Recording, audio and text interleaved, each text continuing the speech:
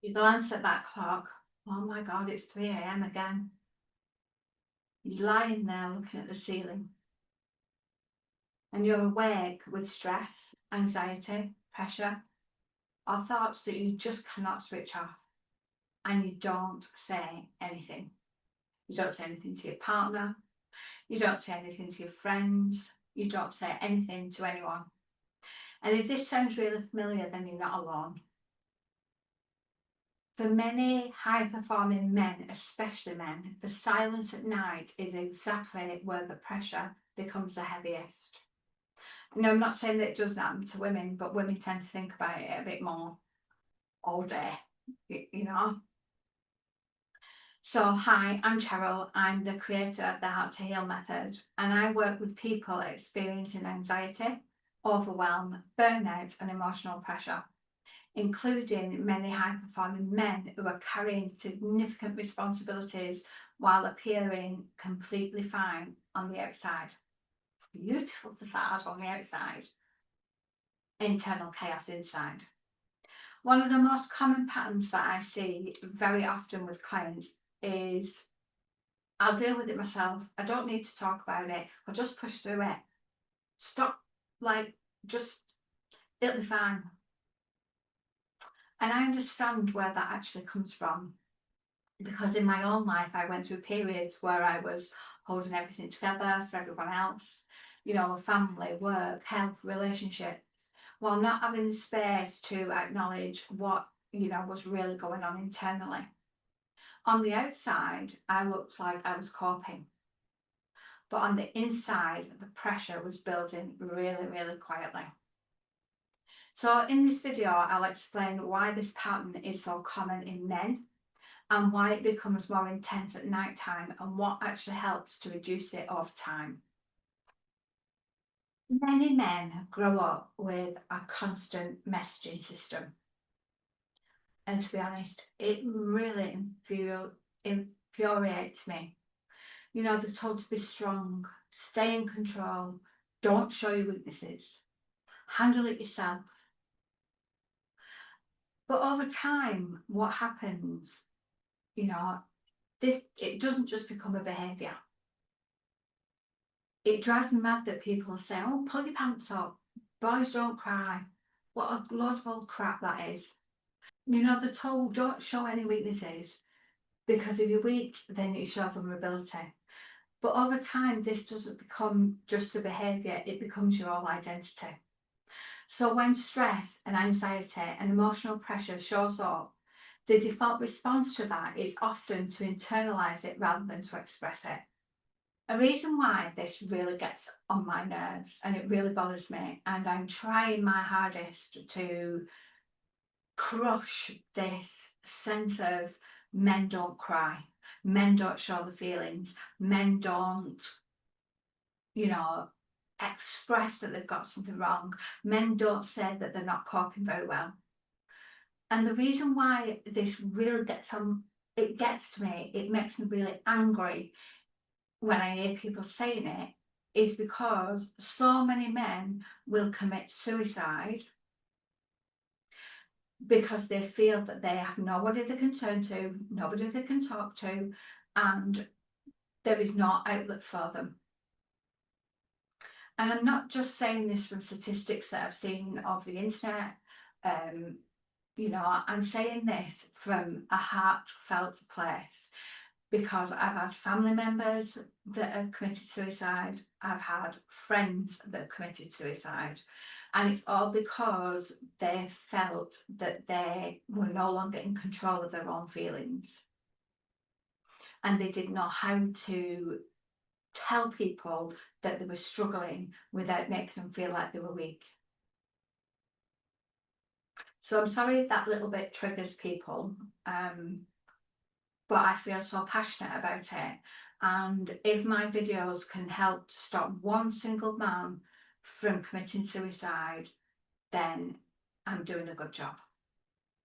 During the day, men, you know, will stay focused. They'll keep performing. They'll get on with things.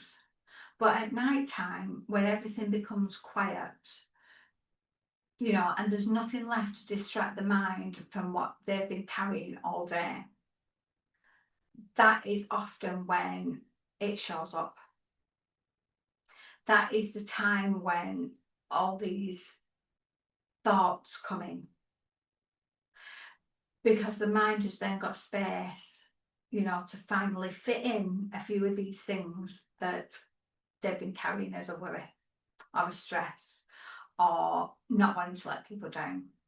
So what does it look like? Okay, at night time it can show up as racing thoughts about work, about finances, about responsibilities, about family. You can play, replaying decisions or mistakes that you might have made. You can feel physical tension in your body, when you're all cramped up. You have difficulty sleeping or falling asleep. And you can feel really, really frustrated at not being able to just switch off.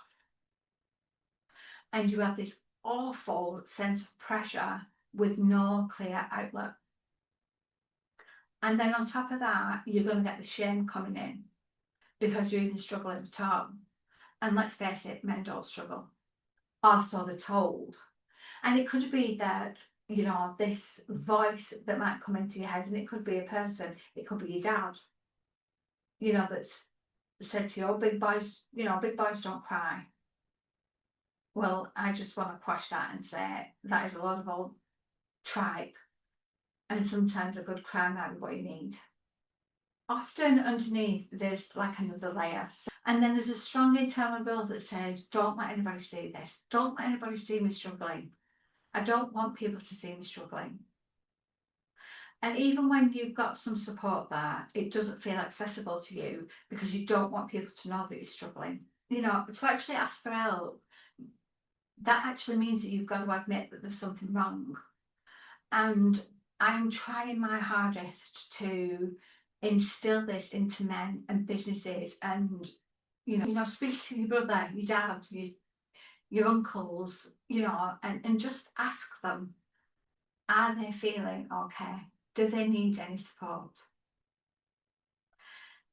And a lot of the times, at first, they're going to say no, they don't need any, because they don't want to seem that they're weak or that they're not coping. So what they try and do is contain everything. But that container can only take so much before you start to explode. And it can come out in very different ways, I've seen it come out in domestic violence. I've seen it come out in self-sabotage. I've seen it come out with alcohol. And as I said before, I've seen it come out with suicide. So when emotional pressure stays internal for long enough, it doesn't go away, it won't reduce, it starts to build, and it builds and builds and builds and builds. And that is not a good place to be. When emotional pressure is constantly suppressed, it won't disappear. And what tends to happen is it starts to accumulate. And over time, this can really affect your sleep quality. It can affect your concentration and decision making. It can affect your emotional regulation because you don't know how to handle your emotions, because you don't actually know what emotions you're feeling. And quite often that emotion will start with anger. It affects your confidence under pressure. It affects your relationships and communication. And it affects your overall mental resilience. And for some people, prolonged internal pressure can also lead to complete exhaustion. It can lead to disconnection, and it can lead to emotional overload. And because this often happens really, really quietly, it can go unnoticed for years.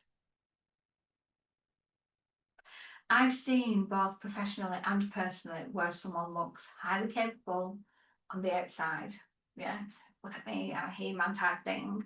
But internally, they're running on a constant pressure with no recovery space. And this is why early recognition matters.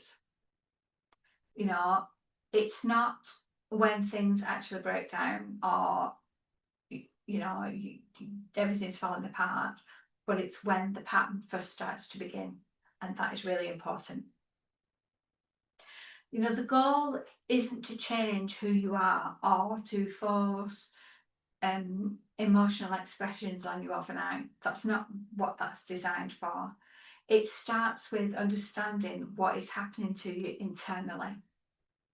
And in my work, this is often,